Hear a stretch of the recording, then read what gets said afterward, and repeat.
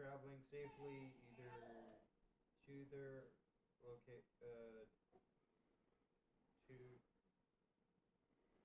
to wherever they need to be. Please guide us in everything that we do, so that it might glorify you. In your Son's name, amen. Amen.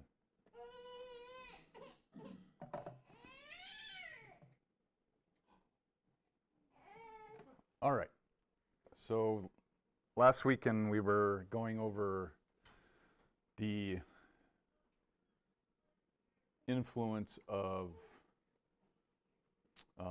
Islam, and I want to step back because I mentioned a couple times this idea of the beast, and I realized that we should probably have a good understanding of what the beast represents before we move forward. So we're going to look at there's three entities, especially when in the verses that John describes, which are the beast, the dragon, and then there's the harlot. So we're going to look at those and see how they're, what their relationship is, what they are. And we've already covered the harlot, but we'll quickly review that. So first we'll look at the beast. So we're going to do quite a bit of reading today, since last weekend there were some comments on how little scripture there was.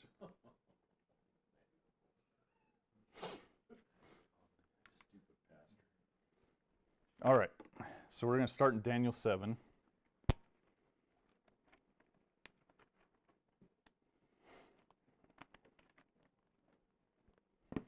Verse 1. Daniel 7, verse 1.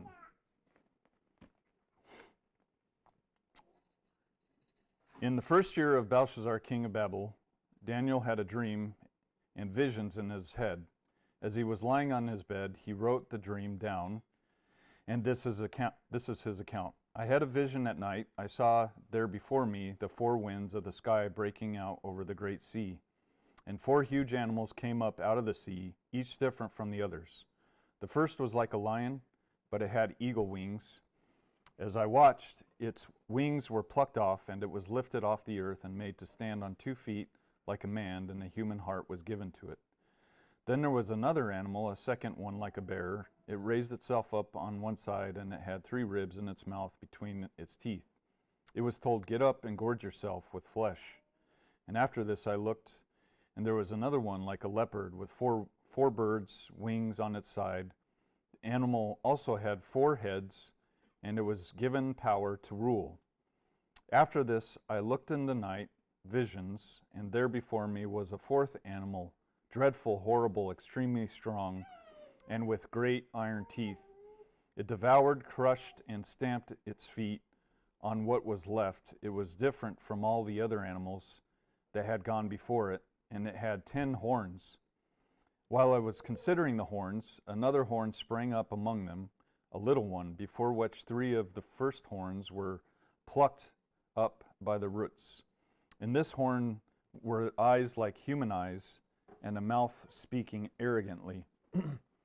As I watched, thrones were set in place, and the Ancient One took a seat. His clothing was white as snow. The hair on his head was like a pure wool. His throne was fiery flames, with wheels of burning fire. A stream of fire flowed from his presence. Thousands and thousands ministered to him. Millions and millions stood before him. The court was convened and the books were opened. And I kept watching. Then, because of the arrogant words which the horn was speaking, I watched as the animal was killed. Its body was destroyed, and it was given over to be burned up completely. As for the other animals, their rulership was taken away, but their lives were prolonged for a time and a season. I kept watching the night visions, and when I saw coming with clouds of heaven someone like the Son of Man, he approached the Ancient One and was led into his presence. To him was given rulership, glory, and kingdom, so that all peoples, nations, and languages should serve him. His rulership is an is an eternal rulership that will not pass away, and his kingdom is one that will never be destroyed. As for me, Daniel, my spirit deep within me was troubled. The visions in my head frightened me. I approached one of those standing by and asked him what all this really meant. And he said that he would make me understand how to interpret these things. These 4 huge animals are 4 kingdoms that will arise on earth. But the holy ones of the Most High will receive the kingdom and possess the kingdom forever, yes, forever and ever. Then I wanted to know what the 4th beast meant, the one that was different from all the others, so very terrifying, with iron teeth and bronze nails, which devoured, crushed, and stamped its feet on what was left, and what the 10 horns on its heads meant, and the other horn which sprang up, and before which 3 fell, the horn that had eyes and a mouth speaking arrogantly and seemed greater than the others. I watched, and that horn made war with the holy ones, and was winning, until the Ancient One came. Judgment was given in favor given in favor of the holy ones of the Most High, and the time came for the holy ones to take over the kingdom. This is what he said: the 4th animal will be a 4th kingdom on earth. It will be different from the other kingdoms. It will devour the whole earth, trample it down, and crush it. As for the 10 horns, out of this kingdom 10 kings will arise, and yet another will arise after them. Now he will be different from the earlier ones, and he will put down 3 kings. He will speak words against the Most High and try to exhaust the holy ones of the Most High. He will attempt to alter the seasons and the law, and the holy ones will be handed over to him for a time, times, and half a time. But when the court goes into session, he will be stripped of his rulership, which will be consumed and completely destroyed. Then the kingdom, the rulership, and the greatness of the kingdoms under the whole heaven will be given to the holy people of the Most High. Their kingdom is an everlasting kingdom, and all rulers will serve and obey him. All right. So keep those in your mind.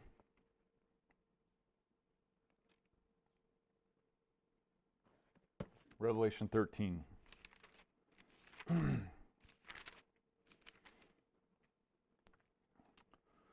Revelation 13, verse 1. And I saw a beast come up out of the sea with 10 horns and 7 heads. On its horns were 10 royal crowns, and on its heads blasphemous names. The beast which I saw was like a leopard, but with feet like those of a bear, and a mouth like the mouth of a lion. To it the dragon gave its power, its throne, and great authority. One of the heads of the beast appeared to have received a fatal wound, but its fatal wound was healed, and the whole earth followed after the beast in amazement. They worshipped the dragon because he had given his authority to the beast, and they worshipped the beast, saying, "Who is like the beast? Who can fight against it?" It was given a mouth speaking arrogant blasphemies, and it was given authority to act for 42 months. So it opened its mouth in blasphemies against God to insult his name and his Shekinah and those living in heaven. It was allowed to make war on God's holy people and to defeat them. And it was given authority over every tribe, people, language, and nation. Everyone living on earth will worship it, except those whose names are written in the book of life belonging to the Lamb, slaughtered before the world was founded. Those who have ears, let them hear. If anyone is meant for captivity, into captivity he goes. If anyone is to be killed with the sword he is to be killed. This is when God's holy people must preserve. This is when God's holy people must preserve and trust. Then I saw another beast coming out of the earth. It had 2 horns like those of a lamb, but it spoke like a dragon. It exercises all the authority of the first beast in its presence, and it makes the earth and its inhabitants worship the first beast, the one whose fatal wound had been healed. It performs great miracles, even causing fire to come down from heaven onto the earth as people watch. It deceives the people living on earth by the miracles it is allowed to perform, in the presence of the beast. And it tells them to make an image honoring the beast that was struck by the sword but came alive again. It was allowed to put breath into the image of the beast so that the image of the beast could even speak. And it was allowed to cause anyone who would not worship the image of the beast to be put to death. Also, it forces everyone, great and small, rich and poor, free and slave, to receive a mark on its right hand or on its forehead, preventing anyone from buying or selling unless he has the mark, that is, the name of the beast or the number of its name. I'll stop there. And then lastly, we should start seeing correlation between Daniel and Revelation. Revelation chapter 17, verse 1. Then came one of the angels with the 7 bowls, and he said to me, "Come, I will show you the judgment of the great whore who is sitting by many waters. The kings of the earth went whoring with her, and the people living on earth have become drunk from the wine of her whoring." He carried me off in the spirit to a desert, and I saw a woman sitting on a scarlet beast filled with blasphemous names and having 7 heads and 10 horns. And the woman was dressed in purple and scarlet and glittered with gold, precious stones, and pearls. In her hand was a gold cup filled with the obscene and filthy things produced by her whoring. On her forehead was written a name with the hidden meaning, Babel the Great, mother of whores and the earth's obscenities. I saw the woman drunk from the blood of God's people, that is, from the blood of the people who testify about Yeshua. On seeing her, I was altogether astounded. Then the angel said to me, "Why are you astounded? I will tell you the hidden meaning of the woman and of the beast with the 7 heads and the 10 horns that was carrying her. The beast you saw once was, now is not, and will come up from the abyss, but is on its way to destruction. The people living on earth, whose names have not been written in the book of life since the founding of the world, will be astounded to see the beast that once was, now is, now is not, but is to appear. This calls for a mind with wisdom. The 7 heads are 7 hills on which the woman is sitting. Also they are 7 kings. 5 have fallen, 1 is living now, and the other is yet to come. And when he comes, he must remain only a little while. The beast which once was, and now is not, is an 8th king. It comes from the 7, and it is on his way, or its way, to destruction. The 10 horns you saw are 10 kings who have not yet begun to rule, but they receive power as a king for 1 hour, along with the beast. They have one mind, and they hand over their power and authority to the beast. They will go to war against the Lamb, but the Lamb will defeat them, because he is Lord of lords and King of kings, and those who are called, chosen, and faithful will overcome along with him. And then he said to me, "The waters that you saw where the whore is sitting are peoples, crowds, nations, and languages. As for the 10 horns that you saw and the beast, they will hate the whore, bring her to ruin, leave her naked, eat her flesh, and consume her with fire. For God put in their hearts to do what will fulfill his purpose, that is, to be of one mind and to give their kingdom to the beast until God's words have accomplished their intent. And the woman you saw is the great city that rules over the kings of the earth." All right. So, what is the beast from those 3 chapters we've read? The 4th beast specifically.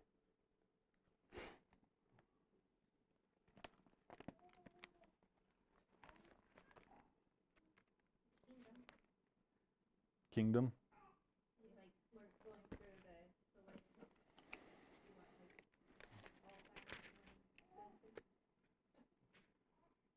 Yeah, just a quick description of what you think the 4th beast is, based on what we just read.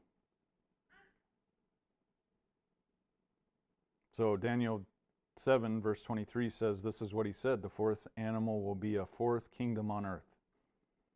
It will be different from the other kingdoms." So, yeah. So first off, it's a kingdom, right? A kingdom on earth.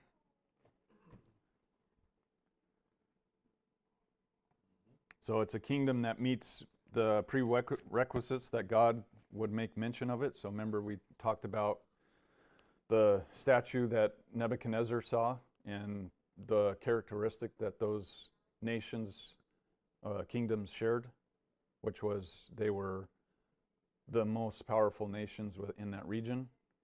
They had a relationship of some kind with Israel, and they had significant influence in that region.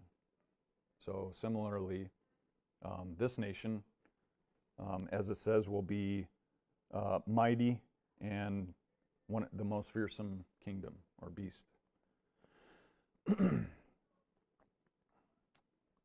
So it'll be a powerful nation.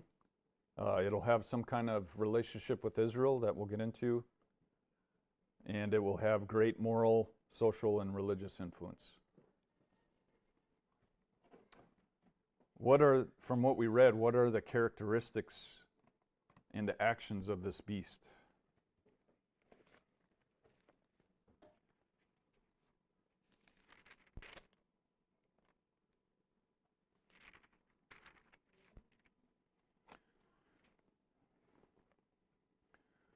Verse 7 back in Daniel 7 says, After this I looked in the night visions, and there before me was a fourth animal, dreadful, horrible, extremely strong, and with great iron teeth. It devoured, crushed, stamped its feet on what was left. It was different from all the animals that had gone before. So it's an extremely strong nation. What makes a nation strong? Military is one. Economics, right? So stable economy. Strong leadership. Possibly. Could either be a unified people or a subdued people. There's a lot of nations in history that, the people weren't necessarily unified, they were more subdued. So yeah, culture, military, strong economy, significant resources, energy. So in this day and age, nations that have, excess energy are typically, the most successful nations right now. So, us, Russia, China. How about alliances and trade? That's a big one. Having trade relationships with surrounding nations, having allies.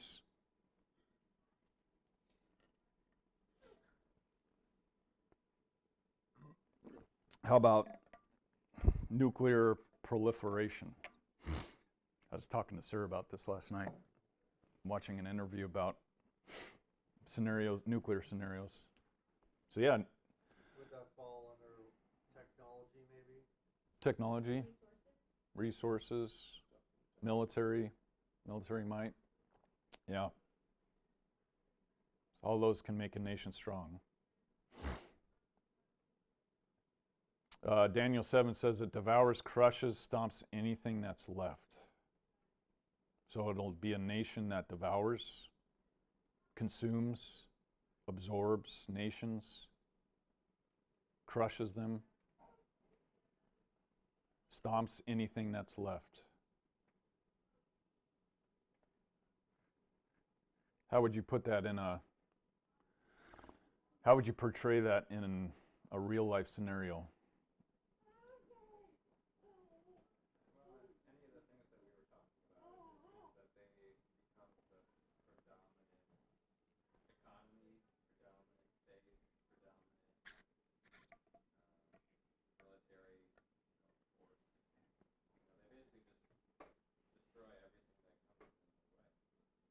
Okay. Verse 23 in Daniel says that it will devour the whole earth. So, do you think this means the entire earth or just the region in that area? Because oftentimes in Scripture, when it says the whole earth, like in Exodus chapter 10, It's not talking about the entire earth as a whole. It's as it relates to Israel. So in their mind, the whole world would be in their, what affects them in their region. So when it says that this nation will devour the whole earth, is it talking about the whole earth, or is it talking about the region in which it exists? Earth is the same. So when the flood waters were spread through the whole earth, that's the same word or same framing. yeah, but so is Exodus. So in Exodus 10, and this is just one example.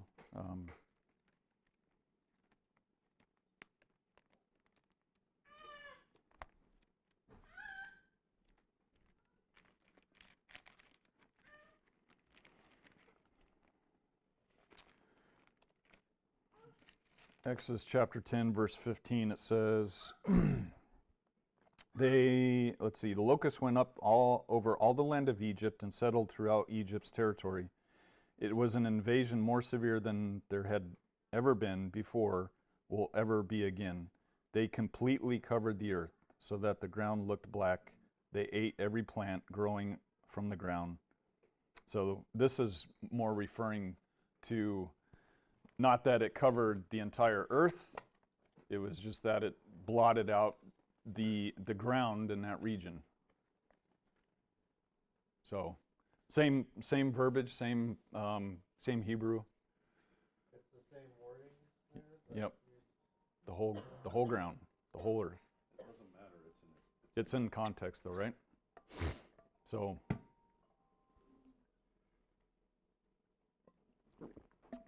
you think it's the entire earth? No, I guess not. I don't think it is. Well, based off of the context in Daniel, that these other beasts control that region, then this fourth beast would then be in charge and control that region. Right. So it will basically devour that area, beat it down, crush it. Right. That area. I would agree with that. What area is the area we're referring to? We would be referring to the Middle East, where Israel is at.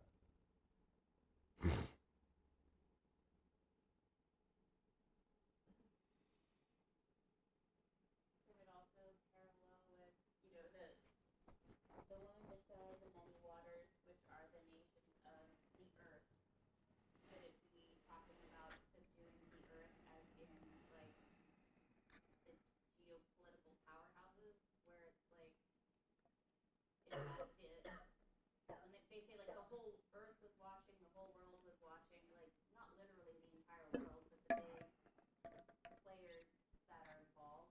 Mm-hmm. It'd be less of a geographical connotation and more to like a leadership world power meaning of the earth.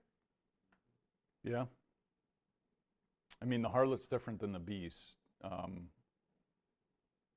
The harlot. Well, when we get to the harlot, we'll talk about that. But yeah. So you're saying, like, when it talks about the whole world, it's just the influence or rule of the government. Because our nations work together in ways that could not have been imagined by the kings of old. Mm-hmm. In terms of just the speed and communication, the alliances, and the way we work together with other countries. Okay. I don't think it's too far of a leap to mean global when it's talking about the whole world Right. in terms of government. Because it's not a boots on the ground takeover. Yeah.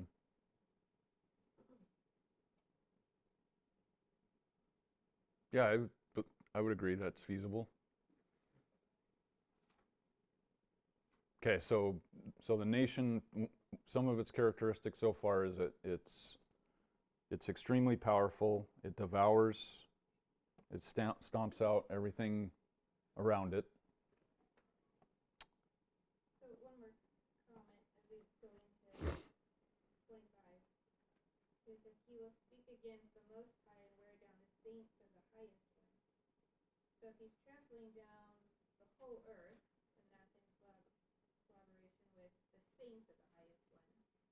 Well, the saints of the highest one are not all over the whole,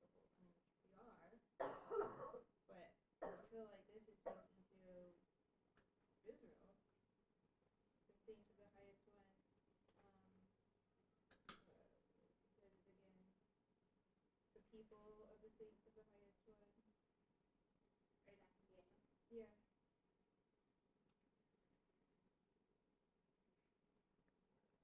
So who are saints? Who are the saints? God's people. God's people. Does that include Israel? Yeah. Isn't there a condition to be considered a saint?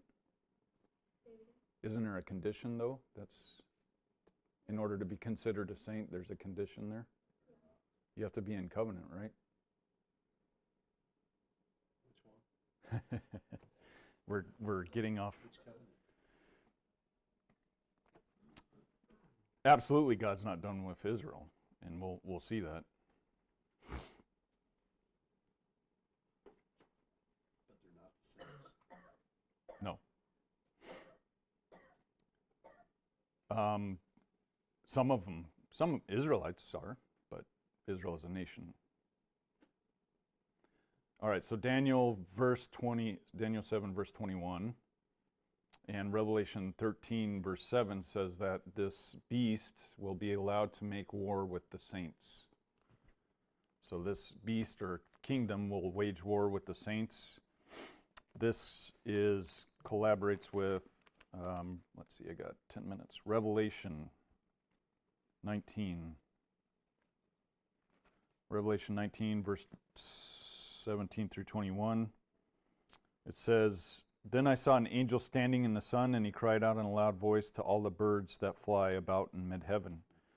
Come gather together for the great feast God is giving, to eat the flesh of kings, the flesh of generals, the flesh of important men, the flesh of horses and their riders, and the flesh of all kinds of people, free and slave, small and great. I saw the beast and the kings of the earth and their armies gathered together to do battle with the rider of the horse and his army. But the beast was taken captivity, and with it the false prophet, who in its presence had done the miracles which had used to deceive those who had received the mark of the beast and those who had worshipped his image." And then same scenario. Let's turn to Zechariah 12.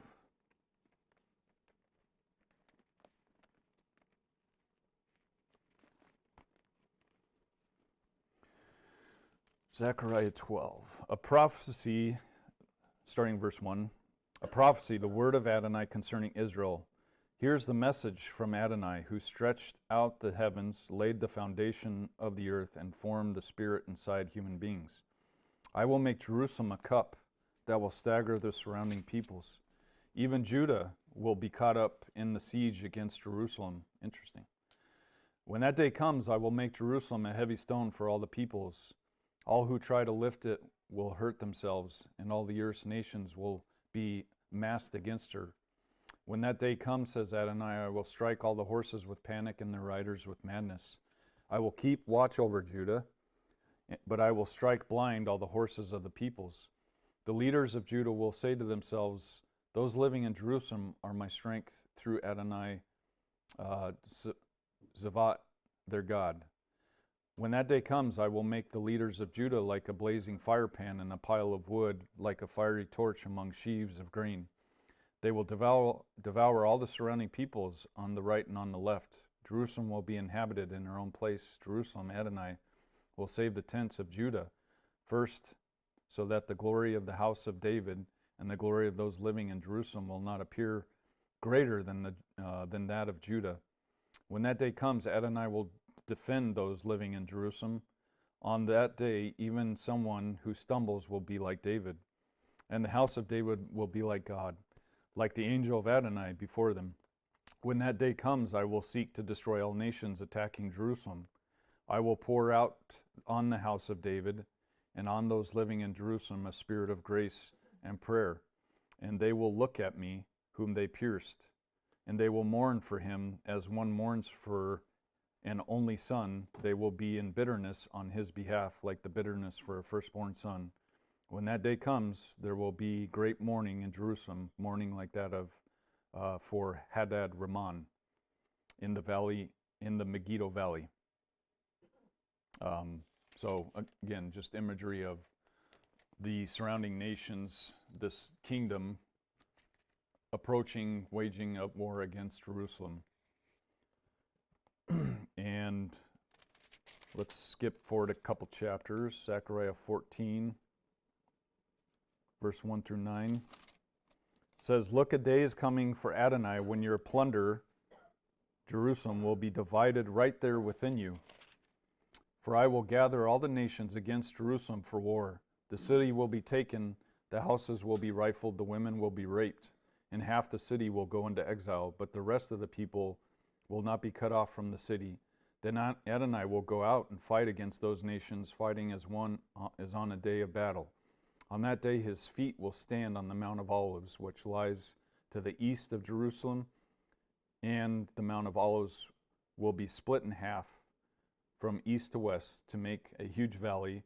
Half of the mountain will move toward the north and half of it toward the south. You will flee to the valley in the mountains, for the valley in the mountains will reach to Adzel. You will flee just as you fled before the earthquake in the days of Uzziah king of Judah. Then Adonai, my God, will come to you with all the holy ones. On that day there will be neither bright light nor thick darkness, and one day known to Adonai will be neither day nor night, although by evening there will be light. And on that day fresh water will flow out from Jerusalem, half toward the eastern sea and half toward the western sea, both summer and winter. Then Adonai will be king over the whole world, and on that day Adonai will be the only one, and his name will be the only name. So you see in parallels here. How about Ezekiel 38? And this will be the last verse regarding this.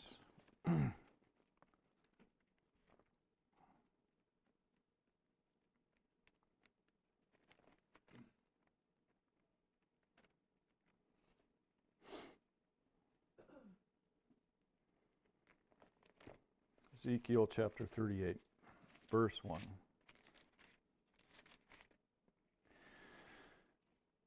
The word of Adonai came to me, human being, turn your face toward Gog of the land of Magog, chief prince of Meshech and Tuval, and prophecy against him. Say that Adonai Elohim says, I am against you, Gog, chief prince of Meshech and Tuval.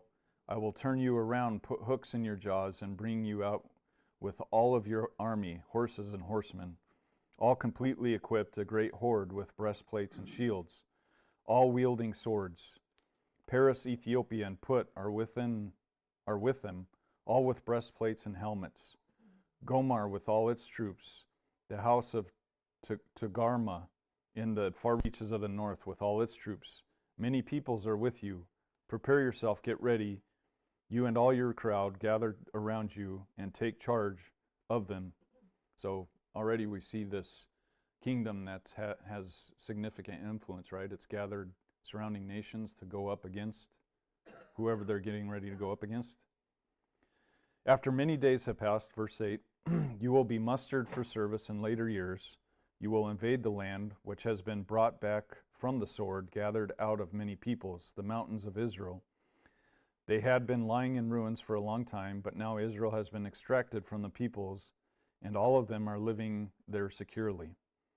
You will come up like a storm, you will be like a cloud, covering the land, you and all your troops and many other peoples with you. Adonai Elohim says, when that day comes, thoughts will well up in your mind, and you will devise a sinister scheme. You will say, I'm going to invade this land of unwalled villages. I will take by surprise these people who are at peace, living securely. all in places without walls, bars, and gates. I will seize the spoil and take the plunder. You will attack the former ruins that are now inhabited and come against the people gathered from the nations who have acquired livestock and other wealth and are living in the central parts of the land. Sheba, Dedan, and all the leading merchants of Tarshish will ask you, have you come to seize spoil? Have you assembled your hordes to loot, to carry off silver, gold, livestock, and other wealth, to take plunder? So remember, we talked about this when we were going through the history of the Arabs. So Sheba is basically the Sabaeans, right? So whoever these people are, they, huh? Western Africa? The Sabaeans? No, they're the metropolized Arabs. So they were the southern portion of Saudi Arabia. Sabaeans. So you had this, if you remember, you had the Sabaeans, the Bedouins, and then the northern tribes. Dedan, I thought Sheba was Western Africa. Yep. Don't you mean Eastern Africa? Eastern, yeah, Central Eastern Africa, yes, sorry. Ethiopia is just a quick hop over the water Right. from that. right. Now, yes, if you remember, there was conflict and relationships between the Ethiopians and the Sabaeans. But even before all of this, didn't, in reference to the queen that met with, Queen of Sheba. yes, That's what I'm referring to. she owned a much larger land area on and off the continent. I thought she was having dealings all the way from like just south of Egypt, just encompassing that kind of northeastern part of Africa. Yeah. She controlled a huge area Yeah. before the Arabs even came around. Yeah. Well, and they controlled the southern portion of the peninsula too, Saudi Arabia. Yemen. Yep. So you have these people that are made up of Egyptians, Dedan, Tarshish, Sabaeans, Ethiopians. So these people see this advancing army coming up to Israel, obviously because they're already there, because they're saying, hey, what are you guys doing? Have you come to seize the spoil here? Have you assembled your hordes to loot, to carry off the silver, the gold? So at least in the way I read it, there are people that are already present near Israel that this gathering of nations is passing through. So Palestine's made up of Arabs, Egyptians, Ethiopians. So when we did this study, I suggested that it's talking about Palestinian people within the region of Israel. Anyway, so continuing on in verse 4. Oh, I'm out of time. So I think you get the point. So we have this nation that's advancing towards Israel. Zechariah says they actually get into Jerusalem. They, rape, pillage, and Ezekiel, makes mention that they've gathered. Obviously, their influence is great. They've gathered, surrounding nations, which included, what did it say? You have Paris, Ethiopia, Put, Gomer, Togarmah. So far, this beast is powerful. It is all demolishing, and it's going to make war with the saints and with Israel. Have you gathered that as we've read this? Okay. I'll stop there. Any comments or questions so far? So next weekend we'll get into, so if you remember it, in all three chapters, in Daniel and Revelation, it makes mention of this fourth king. Actually, Daniel doesn't, but Revelation makes mention of this fourth beast that receives a fatal blow, and then is basically revived. So we'll look at what that means. Okay.